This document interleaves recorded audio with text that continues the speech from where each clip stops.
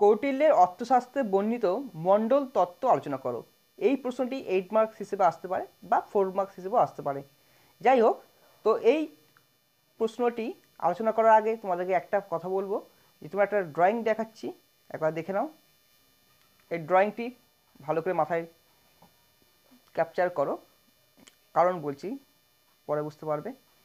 আর মনে রাখবে এটা হচ্ছে অগ্রভাগ, এটা হচ্ছে পশ্চাৎ ভাগ। দেখো ভূমিকা।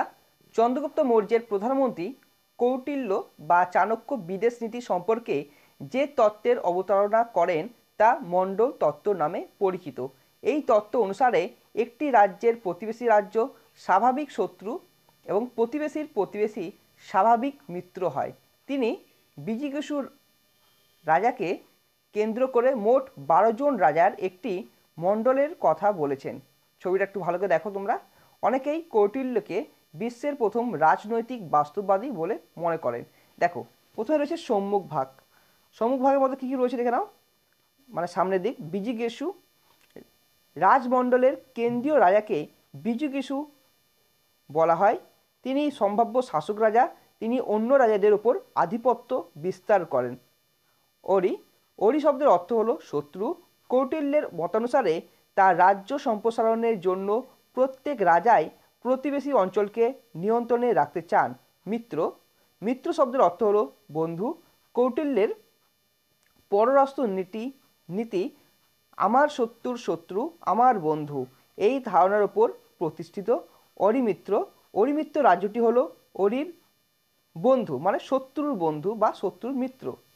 এবার দেখো মিত্র মানে অরি বন্ধু, মানে শত্রুর বন্ধুর বন্ধু। মিত্র রাজার সীমান্তবর্তী রাজা হলেন অরি মিত্র। ইনি বিজিগীষু রাজা এবং মিত্রর অরি। পশ্চাৎ ভাগ। এবার দেখো পশ্চাৎ ভাগ মানে পিছনেরটা, নিচের দিকে এই ছবি দেখা যাচ্ছে। এই ছবির মানে নিচের অংশ, এতক্ষণটা সামনের সম্মুখ ভাগ বা অগ্রভাগ বলা হলো। রাজা বিজিগীষু হচ্ছে মেন, আর এদিকে হচ্ছে পশ্চাৎ ভাগটা। পশ্চাৎ ভাগে কী বলা আছে দেখাও। পার্শ্ব নিগ্রহ। বিজিগীষু রাজার পিছনে যে অবস্থা থাকে তাকে পার্শ্ব নিগ্রহ বলে। ইনি বিজিগীষু রাজার শত্রু। এরপর দেখো আকরান্ডা। পার্শ্ব নিগ্রহের পেছনে অবস্থিত রাজ্য হলো আকরান্ডা। ইনি পার্শ্ব নিগ্রহের শত্রু এবং বিজিগীষুর মিত্র। এরপর দেখো 3 নম্বর পয়েন্ট, পানসি গ্রাহাসার। আকরান্ডার পেছনে অবস্থিত রাজ্যটি হলো পারসিন গ্রাহাসার। ইনি আকরান্ডা এবং বিজিগীষুর শত্রু। 4 নম্বর পয়েন্ট দেখো আকরান্ডা সার। পারসি গ্রাহাসার বা এই যে অংশটা বিভিন্নভাবে লেখা যায়, এটাও লেখা যেতে পারে, এটাও লেখা যেতে পারে। এর ঠিক পিছনে অবস্থিত রাজ্যটি হলো আকন্দসার। ইনি বিজিগীষুর বন্ধু। এরপর দেখো মধ্যম মানে মাঝখানে।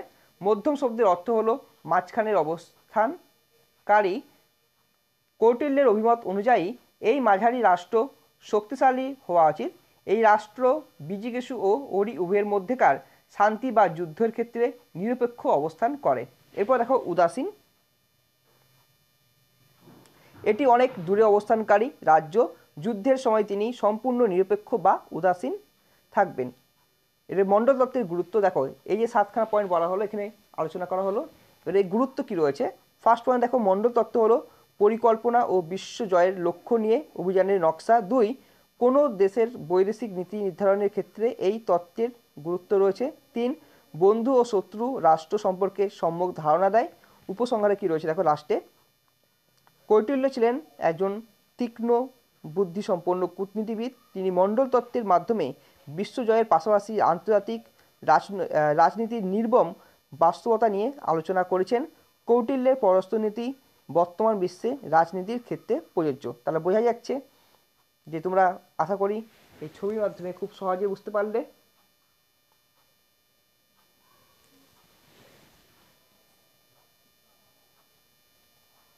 তাহলে দেখা হচ্ছে নেক্সট ভিডিওয় নতুন কিছু টপিক নিয়ে।